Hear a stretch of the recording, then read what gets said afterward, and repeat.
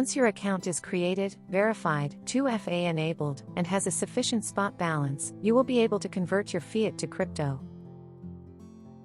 Begin by logging into your Binance account.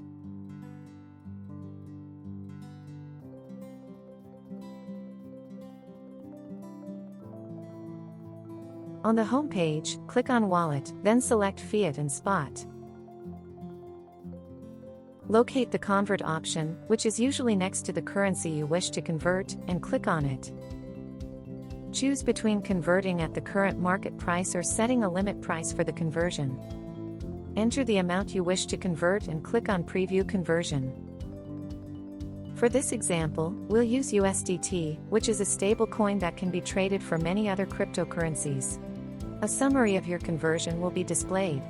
Click on Convert before the displayed deadline expires to complete the transaction.